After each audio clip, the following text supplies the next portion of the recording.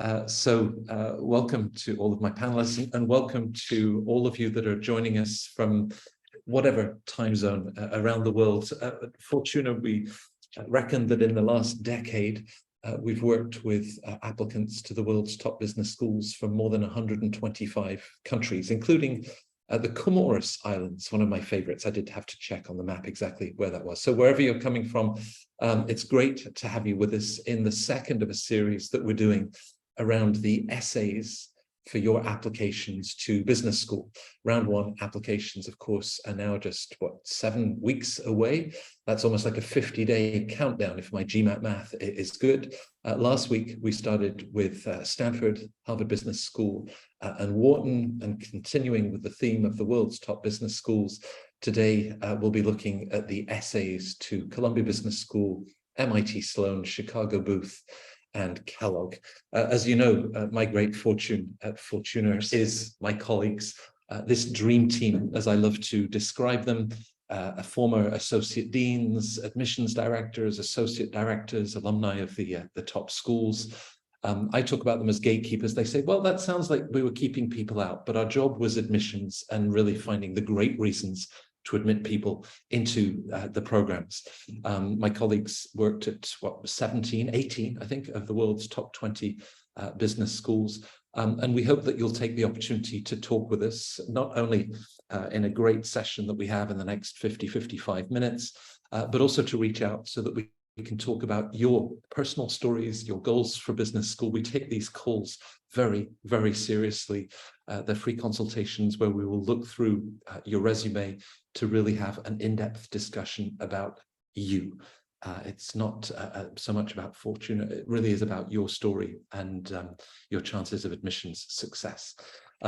For today's session, I mentioned my colleagues. It's lovely to be joined by Julia Brady. Julia is one of the directors at Fortuna. She's also the former managing director at Northwestern Kellogg and a former senior associate dean at University of Chicago. Julia could almost do half of this webinar by herself, but joined with another voice from Chicago Booth, Bill Kooser, another co-director at Fortuna and the former associate dean at Booth. We were talking just at the beginning about some of the international adventures that he had opening campuses on the other side of the world. Karen Hamou joins us from Columbia. Karen is one of the world's top-ranked admissions consultants. She's one of our senior expert coaches and a Columbia MBA alumna.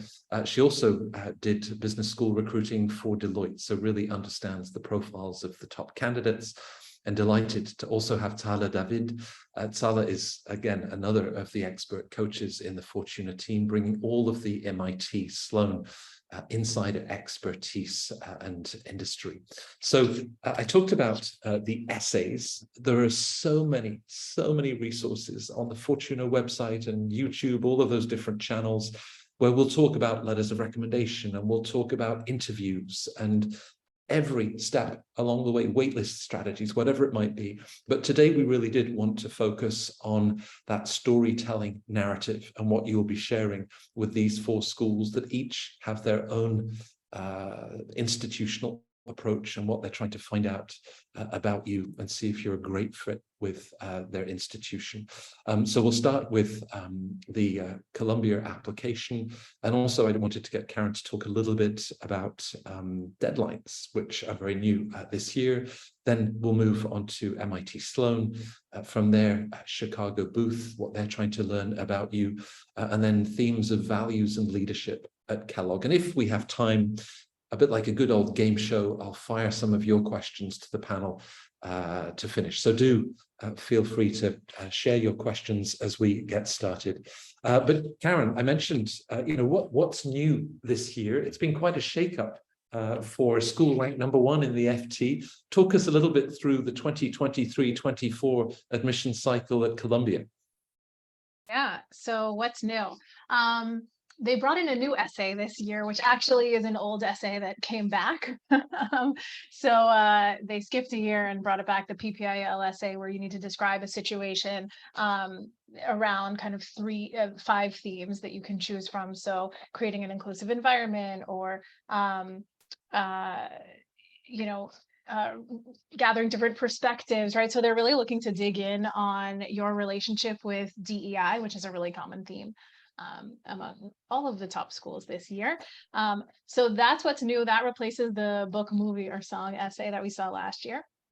And I see them as almost serving a similar purpose in the application, which might sound surprising, but I used to use the book, movie, or song essay as a way to fill in who you are outside of the workplace. So sharing a certain extracurricular or hobby or personal passion or interaction. And I see that as a similarly a valuable approach for this PPIL essay to say, I've already told you about who I am in my career in essay 1, which is the career goals essay that they've been running for years. And so now I'm going to show you who I am outside the office. Right. Now, it's like having an old friend back and how you feel about that question. If we'd stuck with the movies, maybe this summer everyone would have chosen either Barbie or Oppenheimer as they open this week. Columbia in pink, but we've also gone from rolling admissions, and Columbia was so distinct with rolling admissions among the M7 schools, to having deadlines like everybody else. Why do you think they made that change, Karen, and how does it perhaps change the strategy of applicants? Oh, I wish I knew why. I get asked that question daily. The day that came out, I was very angry at the admissions committee because it used to be a very nice strategy to get in an application really early, say June, July, and kind of get ahead of the game, get an answer before you even have to apply to other schools. And it was also a really easy way to indicate your interest, that Columbia is your first choice. Now, instead of applying in July to prove that Columbia is your first choice, they're just challenging us a little more to make sure those essays really demonstrate why Columbia is your first choice. So I believe you can accomplish the same goal by simply writing very strong essays, which of course we tried to do our best before, and now we are challenged to do it even more. So my suggestion there would be, essay 1 about career goals. Maybe the conclusion is, zooming in a little bit more on why Columbia is uniquely the right school for you to help you achieve your goals. And similarly, the why CBS essay, they took away 50 words this year. It used to be 300 words, now it's 250, so that's another change. But that's 250 words where you can really make your case around, why Columbia is your top choice and how you're going to contribute to the school. Well, we'll be talking across the forums a lot about word limits to share your story and perhaps finding balance. For that first essay that talks about career goals, what is your advice to judge an individual's past and how that might play out, but also looking to the future and the impact that CBS would have to open up new doors and new opportunities? Yeah, good question. So you kind of touched on 2 major pitfalls that I've seen. So sometimes I'll have applicants come to me who, didn't get in the previous year and they want my help with their reapplication. So we'll dig into what they did wrong. And so there are 2 major mistakes I see. One is an entire essay around what you've done in the past, and then you just kind of conclude with where you're going in the future, but you don't really detail it out.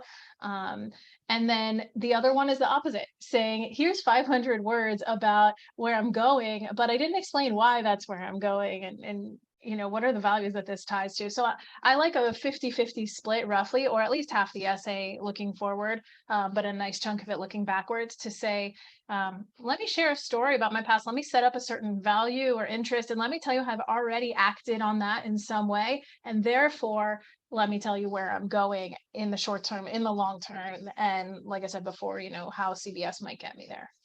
Right. And when they say, why Columbia, in fact, why any of these schools, presumably we could fill paragraphs with second year electives, but couldn't we all do that? You've often emphasized defining who you will be at Columbia Business School. What's the distinction that you're making there? Yeah.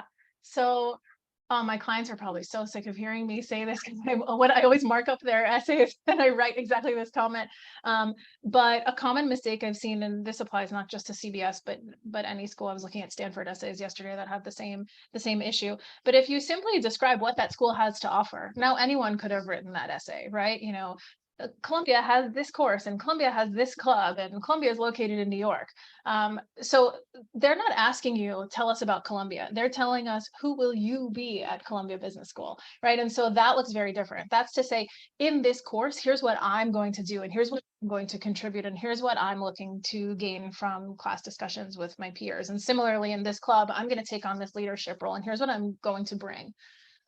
So more sharing how you envision you acting in these different settings within Columbia Business School. Right. And how do we do all of this in 250 words? I mean, you said they've just taken 50 words away, and I'm sure applicants are eager, to share their stories, their accomplishments. The essays are just one part of the admissions puzzle. So do you also need to be very mindful of everything else the school is learning from you from those other elements of the application? Yeah, so I mean, there are certainly things that they might see on your resume that they won't necessarily see in your essays or see on your application that they won't see. So we're always looking for that balance, or even maybe something that will go into a recommendation that won't make it into essays. So we'll figure out what are those key points that need to be covered, and they might not all be covered in the same materials. I had an interesting conversation a couple of hours ago with a client about reducing to get to word count and how he found that really challenging. And we were talking about how he had to throw out everything he knows from high school, because in high school, the way that he was taught to write were these long, beautiful, flowy sentences and, to use imagery and, make them really artistic. And so when you're working with a 250-word essay about why CBS, you don't have space for that because your intro would take up half the essay already. So I like to tell my clients, like, let's just get to the point, and so I actually find that essays pack much more punch when we kind of cut all that fat and we're very direct in the way that we communicate. Right. So there's CBS, and they're mixing it up with new deadlines. Of course, at MIT Sloan, they don't have that traditional essay of, why Sloan and career goals. So that begs the question, Tsahala, of course, how an applicant can share their story in the absence of those materials. Talk us a little bit through the application and the different ways that you're then able to showcase your background, experience, values, and motivations. Right. So MIT definitely chose a different path to get to know you as an applicant. They do not want candidates to copy and paste their application from another school. And they really, really wanted to know their candidates. They want to know the authentic you and get a sense of your personality, understand what really, really matters to you. So instead of the traditional essays, what they ask the candidates to do is to write a cover letter, to produce a short video, and their interview with the candidates is much more prominent and has a different structure than what you would expect from a candidate interview. So let's talk about all of these elements a little bit. First of all, the interview. So first of all, you get the pre-interview prompt questions, and you have a chance to choose your most powerful stories that demonstrate who you are. The questions are about what you did. They're behavioral questions, but they're not theoretical. They're not the type of question of what would you do in this type of situation, but they actually MIT wants to know, what have you done that demonstrates that you're the type of person that they would want in their program. So the most important advice I can give candidates is choose wisely, because the interview goes very deep. It's not the let's choose a lot of stories and go shallow. It goes very deep into a couple of stories, and they will want the details and want a lot of data about it. The other thing is to understand that MIT is looking for candidates of a particular profile. So really trying to understand what that candidate looks like and highlight those aspects in your story. Now, with the short video, that's usually the most fun, but most terrifying part for candidates, because you have 60 seconds with no edits. So you can use it in any way that you want to introduce yourself to your classmates. It actually does not go to your classmates. It's used obviously for the admission officers. And candidates have used that as a chance to say something personal about what they care about. People use that creatively. They can go to a place that really means something to them and use the 60 seconds to say something about the place and what that means to them. or they talk about an object that is very meaningful to them. Whatever it is that gives the admission office a sense of who your authentic self is and what you care about. And the cover letter is a similar thing. It's not the cover letter in the sense, it does ask you why you're the right candidate for MIT, but they're not looking for you to tell them about, regurgitating the MIT programs and how wonderful their professors are. It's more, show them that you understand what type of person they're looking for, and that you have demonstrated through your actions in the past that you are that type of person, and you understand what you are getting into, and will continue to demonstrate those types of personality traits. Right. Candidates will often consider applying to 2, 3, 4, perhaps even more business schools, maybe not all in the same round. We'll talk about strategies for which school to apply, which round later on. Why do you think Sloan has taken an approach where you simply could not cut and paste from another application? I think they really want people to want them. They don't want the standard run-of-the-mill candidate. They're looking for a particular profile, which is, we call it the brilliant builder, right? If you look at the MIT mascot, which is the beaver, it's exactly their idea of the brilliant engineer. It's this particular type of person who has the great idea, the intellect, but also the ability to do things. The motto of Mans and Manos, the mind and hands, the brilliant minds who can also make their plans come to life. And MIT Sloan puts on top of it, we want ideas that matter, where they emphasize the magnitude of the impact of things that you can do. So it's not just about people that can do incremental, tweaks and additions to something. They want big thinkers. And as such, they really want to get that sense out of the application that you have that spark, you have that different type of personality, and it doesn't come across from just a regular essay. With that approach, and you mentioned, those 60 seconds of the video recording, your heart is pounding. I mean, all of you are spending 60 minutes with me. There's no outtakes. It's all live. So my hat's off to each of you. But the idea of what you might then choose to share, you talked about it could be an object, something that matters to you. How do you encourage applicants perhaps to step back and to really think deeply about what they will choose those 60 seconds to be about? I would say start with looking at what MIT is looking for in a candidate and see where that touches you.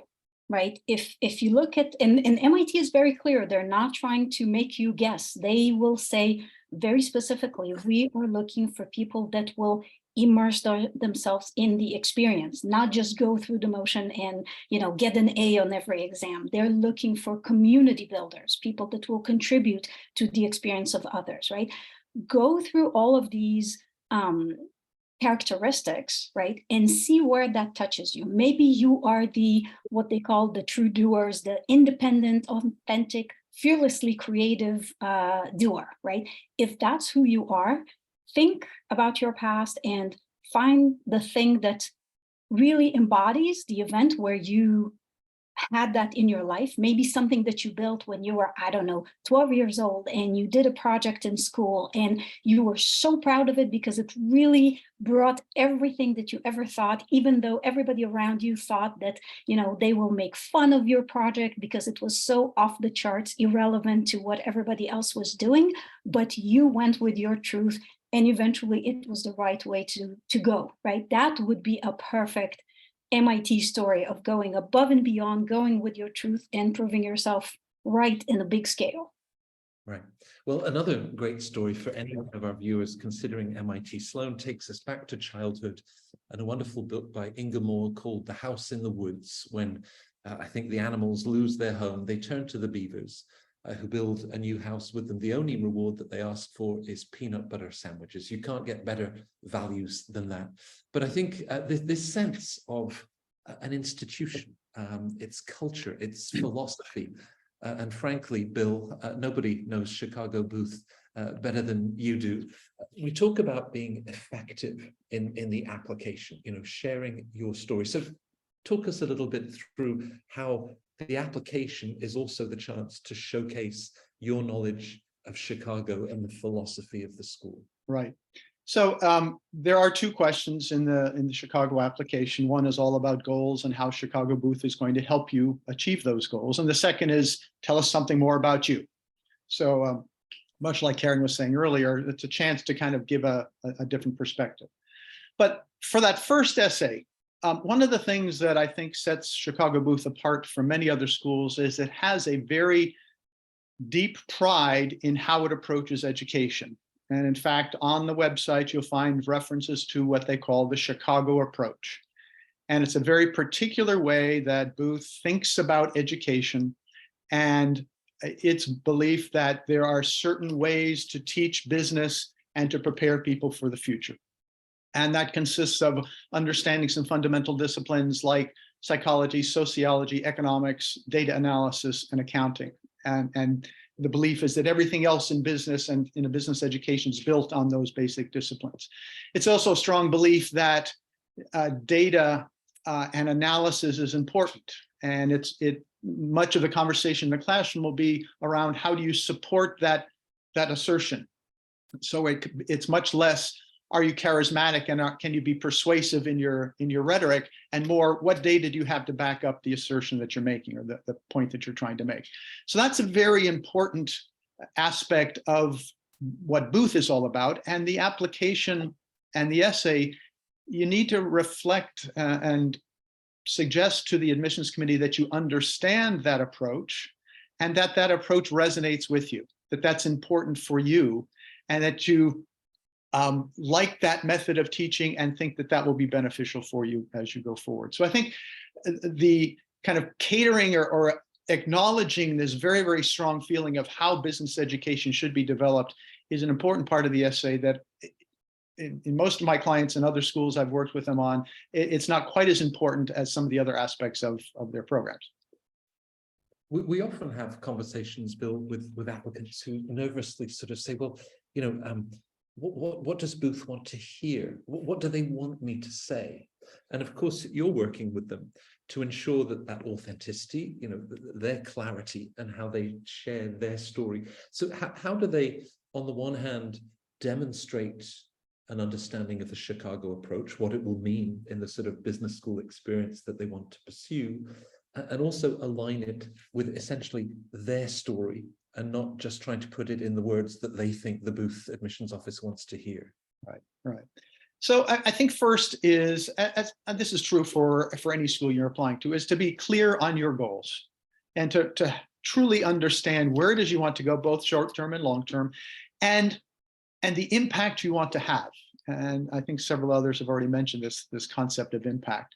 And it's not simply, I want to be an investment banker, I want to be in private equity or what have you, because I think it'll be fun or I'll make a lot of money, but rather what issues do I want to be able to address? What do I think I can contribute in a role such as this? And why do I think that is important, not only to me personally, but to the community that I serve? So that's number one. So clarity of goal and understanding the why behind that goal, being able to demonstrate that I've thought deeply about this. It's an important issue for me. It is something that I can have some influence and impact in my community or on the economy in general. I think that's very important. And then getting into this, understanding the philosophy of education is, how do I learn? How do I think about the world? How do I embrace ideas? And Chicago Booth is very much a place of ideas with all its Nobel Prize winners, et cetera. So how do I talk about things that I think are interesting and how I have used ideas in the past to achieve my goals and to explore new areas of interest? So I think that's all critically important. And then finally coming into just telling the whole story. How do you link all these things together? Who you are, what you've done to date, where you want to go in the future, both short-term and long-term, and then really focusing in on how Booth in particular is going to help you achieve that goal. And that, it consists of, the philosophy and the approach of education, the particular coursework and faculty members and programs that are involved, the network, all those other things that are, again, the the broad concepts are true for any business school you're applying to, but to be able to focus in on the particular aspects of Booth. So for example, if you have an interest in social entrepreneurship, being sure to mention the Restandi Center and all the wonderful programs there.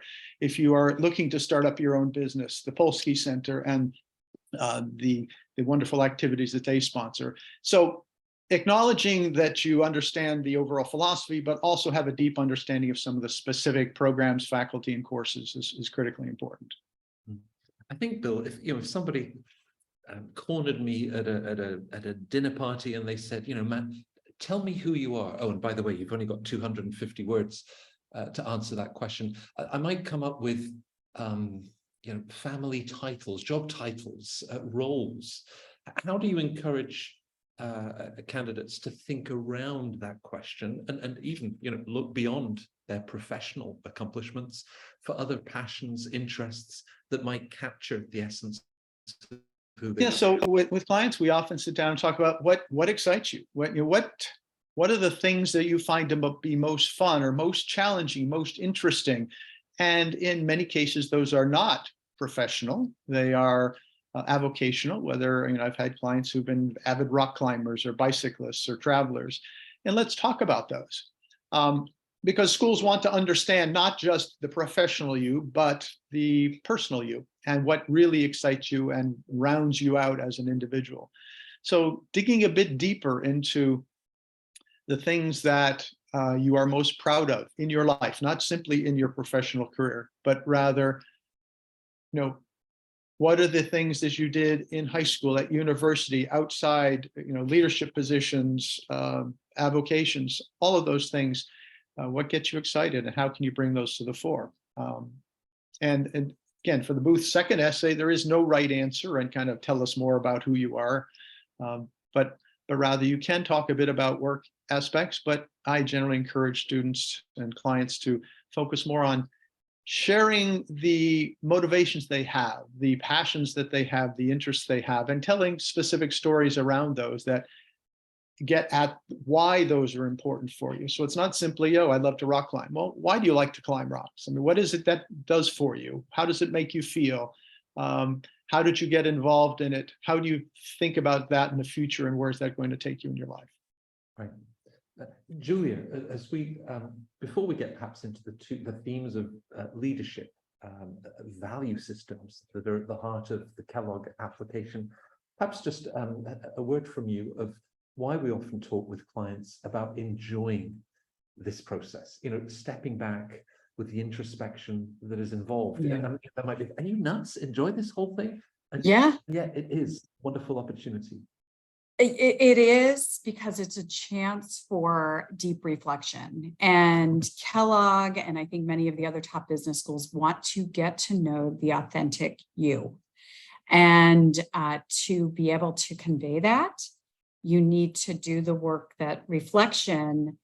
And I think that's interesting. It can also be a lot of fun. Again, much like I have been on the hiring side of many things. And I've also, when I've joined organizations, I have to say, I try and hit a point where I'm actually having fun in the interview process. And that actually, if you're enjoying the process and digging into the questions and these things, that I think is a good proxy for how I think cultural fit and fit overall.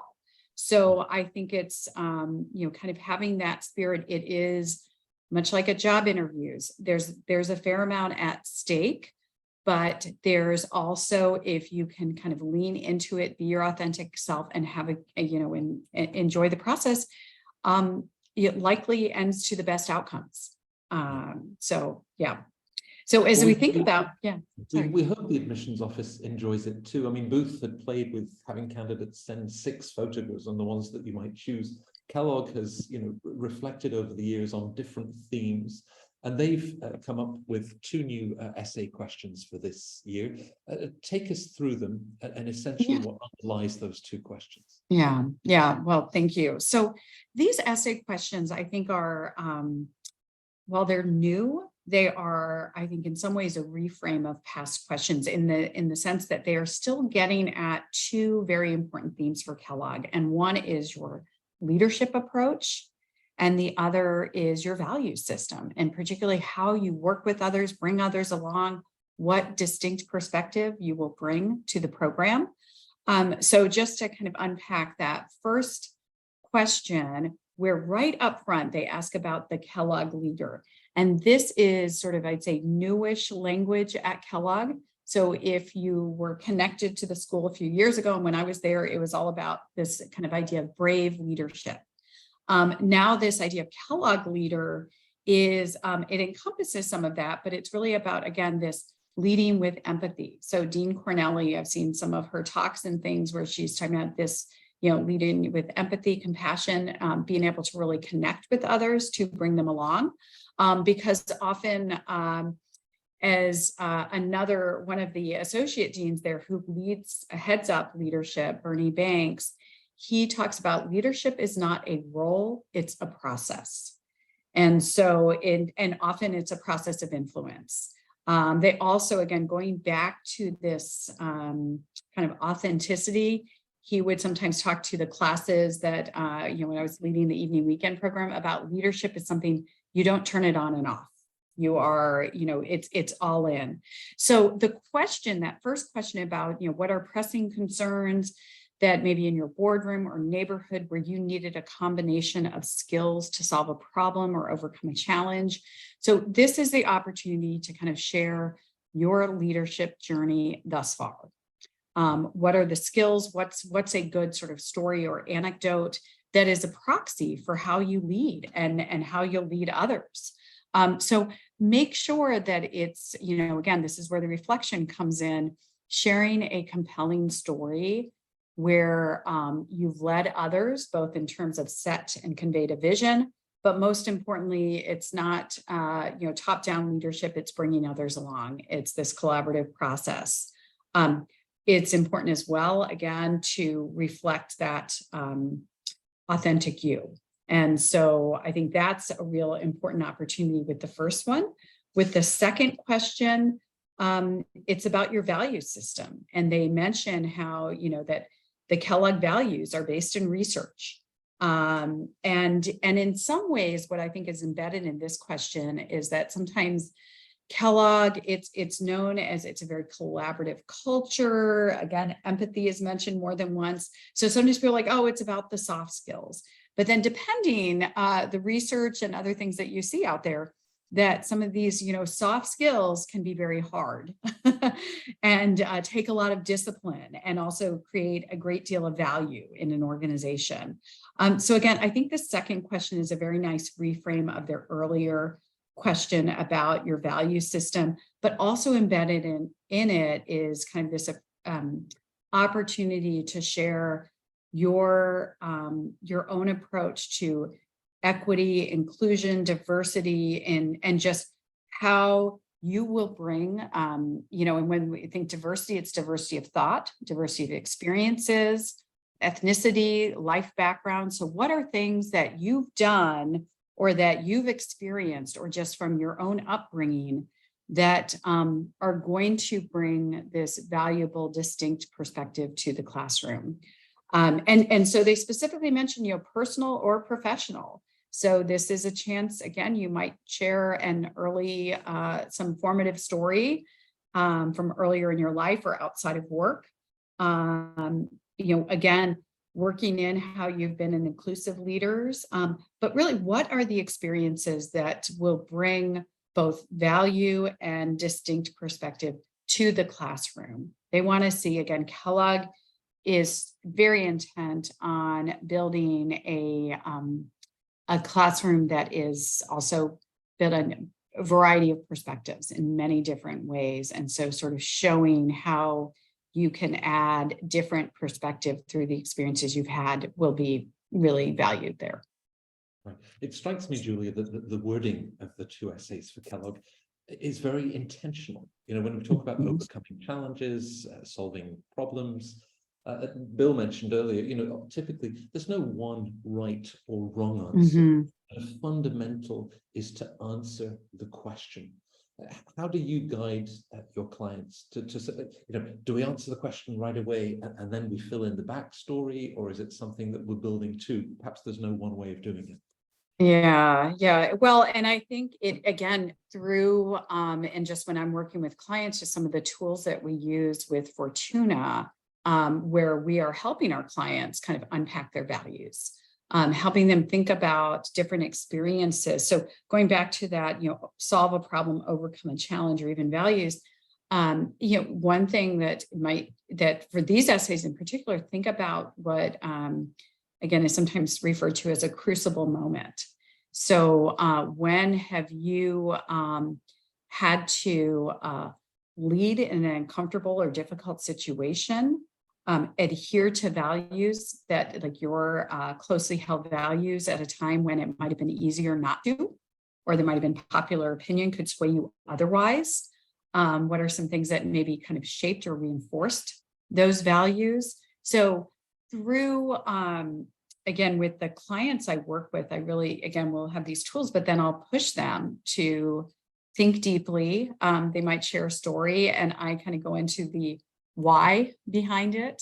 Okay, well, why did you do that? Or what happened? And so being that sounding board, it will really help refine what kind of what's shaping the story. And sometimes, I worked with a client, this was almost 2 cycles ago, who it was a sort of a diversity question, and he had sort of a traditional career background, but he had immigrated to the US as a child and had to help his parents navigate from very challenging things as a young teen with their business. And that sort of allowed him, and he was navigating these different cultures in his Philadelphia suburb. It influenced his leadership style. So when he became a consulting leader and then later as a healthcare executive, it was clear. And I said, you can tie those things together. And I think it led to some, very compelling essays. Yeah. Now the essays, Mariam has written in with a fundamental question that I do admire. And Karen, I'm going to turn to you to this one. She says, with regards to Columbia and the business school, the aspects that make or break an application, as we frame it through the prism of essays, someone that says, listen, I'm above the average GPA, my GMAT or GRE is 5 points higher than the typical incoming class last year. Look at the promotions I've had at work. So these essays and EQ, but why do they play such an important role to really inform and influence the admissions committee at Columbia? Yeah, good question. I think so much of the learning experience in business school is based on the person sitting next to you, right? And so they want to make sure that you are going to, we kind of talked about this before, give as much as you are taking. And we talked about kind of how to put that into the essay, but we see that in a number of ways. For instance, the interview is with an alum, usually a young, recent alum. And that person, I always tell my clients, they're not looking for you to necessarily rattle off everything you know about this certain course, right? What they're looking is, do I want to be with this person on the same learning team, right? Am I going to enjoy being in the same cluster or eating lunch together and learning something new from them? Similarly, Columbia is one of the few top schools. Actually, I think it's the only M7 school that asks which students and alumni have you spoken with directly on the application. And I tell my clients, like, we're not leaving that blank. So if I'm reading the proof of the application and it's still blank, we're going to wait on submitting until you get that done. Because I think it's really important for Columbia to see that you've really engaged with their people and why some of you talked about this before, why it's the right cultural fit for you, that these are your people and you're going to share and learn together. Yeah, this idea, and Karen's, we're not submitting until you've filled that particular section of the application. Tsahala, if we look at MIT Sloan, someone might resonate with the sustainability lab. They were one of the first top schools to have an S lab. There's the E lab. There's the whole relationship that Sloan has with MIT.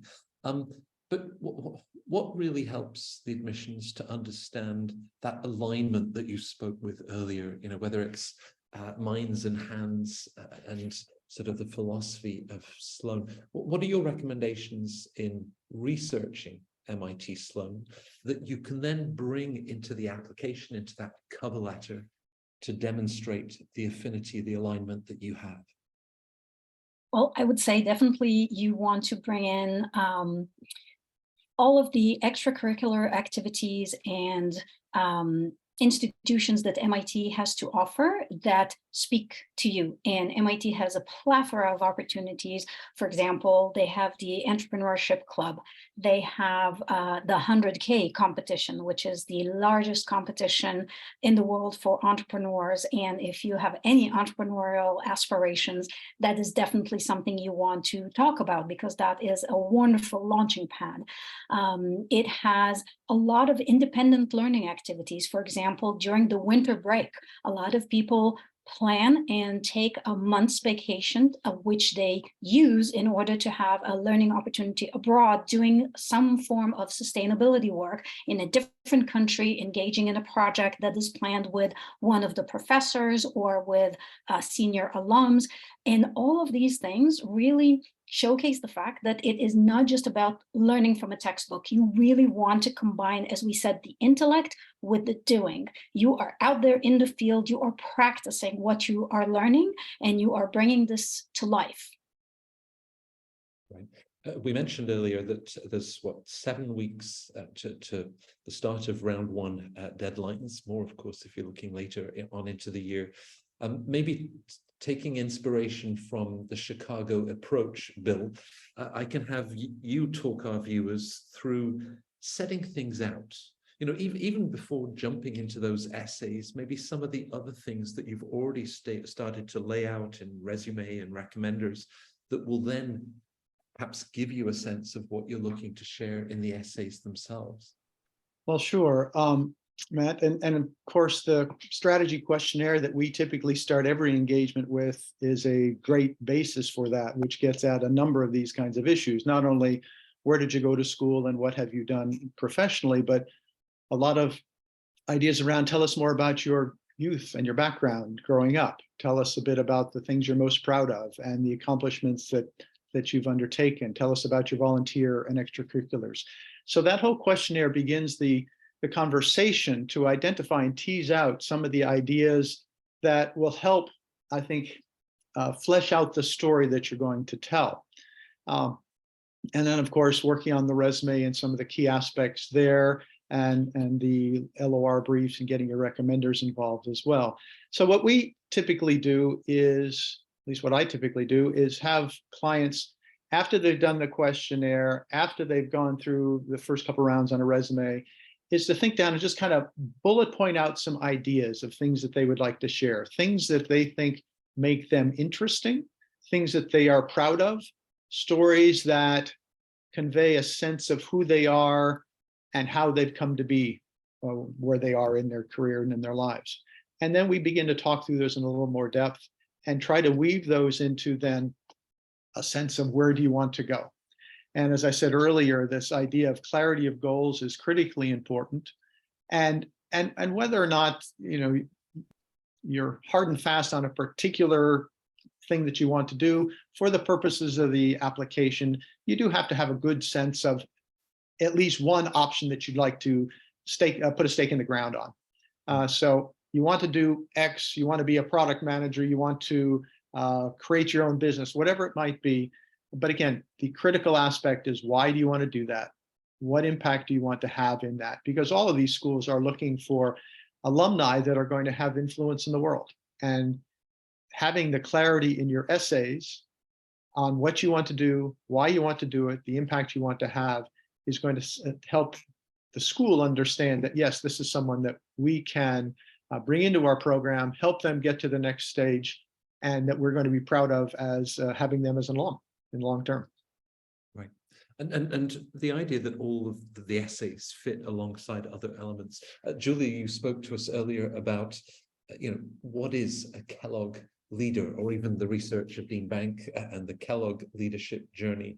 How much of that might be captured by recommenders to either reinforce and consolidate, or is the risk they talk about your leadership journey you're then sharing that in the essays, and then we've got needless duplication. How do we manage that balance?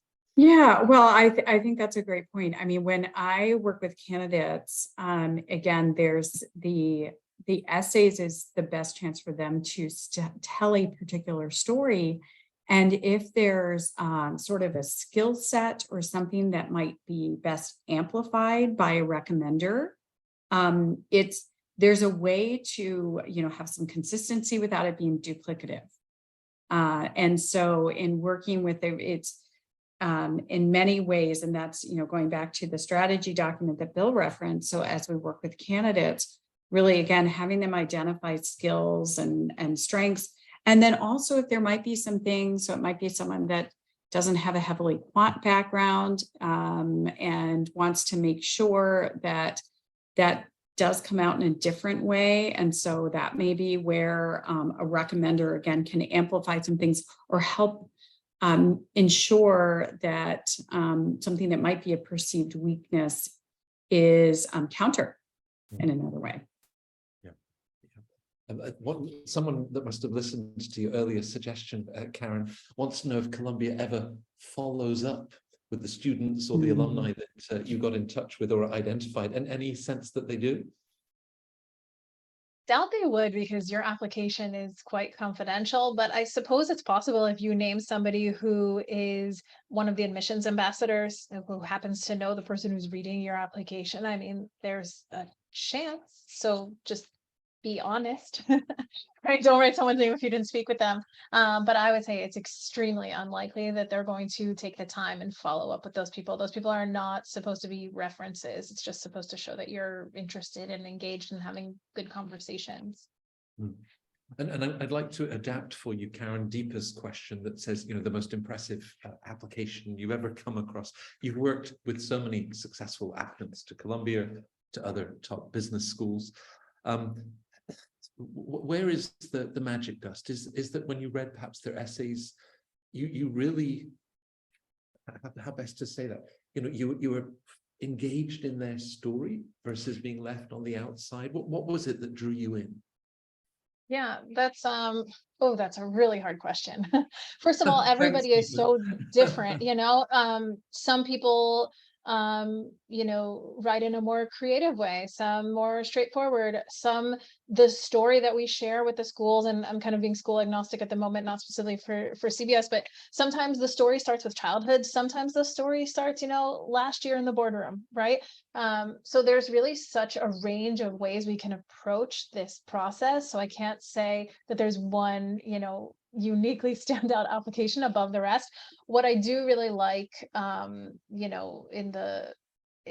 in the final version is when we hear your voice, right? So I believe that when a school says, tell us 500 words about your career goals, I don't think they're actually saying, tell us about your career goals. I think they're saying, tell us your story and then explain why your career goals are what they are. But they want to see something much broader than simply my career goals are X, right?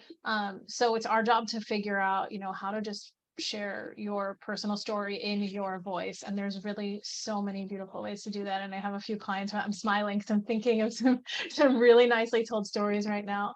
I had a client a few years back who attended Stanford, who started the story when he was a small child, sitting on a mat in a hut in a country far, far away. And he tells this story kind of in the third person as if he's not there. And then it turns out, he's the grandson of the person up at the front. And then he tells, what are the values he learned from this person in this situation. And then he takes that to who he is on teams at his consulting firm. Right. So the ability to kind of weave together different stories and just show who you are and where you come from. The idea of going back to childhood, Tsahala, the Sloan MBA Fellows program particularly well, and individuals that might be in their late 30s, 40s, childhood is that much further away. Do you think that when applying to Sloan Fellows or the Stanford MSX program, London Business School equally has a Sloan program, that you want to be more focused on the professional trajectory because our applicants are older, or is that same childlike sparkle in your eyes that you want to share with the school? That's a great question. I think you still want to very much connect to what drives your passion. So if that is something that is an ongoing thread throughout your life from when you were younger, then absolutely connect to that and kind of show how that was the main theme of your life up until this point. However, if you're in your mid-30s, and by then I can say that my passion as a young person, I always thought I'm going to be a psychologist, but then in my 20s, I realized I'm actually way more analytical than that, and ended up in computer science, and from there in a career in high tech. So for me, it was more about the transformation and finding that I'm not necessarily the person that I thought I was, and accepting and evolving and changing and kind of becoming who I truly was. So you can absolutely take it both ways, as long as, like the other mentioned, as long as you tell an authentic story and can tie it to why that really matters to you and why that is going to make you a tremendous force in the world, why that is going to drive you to make an impact in the world from now on, once you get that degree and the knowledge and the connections from the MBA. Yeah, with all of the great advice, Bill, you've given in terms of structure, clarity, a path to take, equally being aware of some of the pitfalls or the mistakes that candidates can make. How would you look to sort of share some of those pitfalls, just things that applicants need to be mindful of and maybe avoid doing? Well, I think the one that pops to mind first is trying to shoehorn one school's essay into somebody else's application. The schools read a lot of essays. They understand what the other schools are looking for. They can tell when you've taken and done a cut and paste job from one school to another.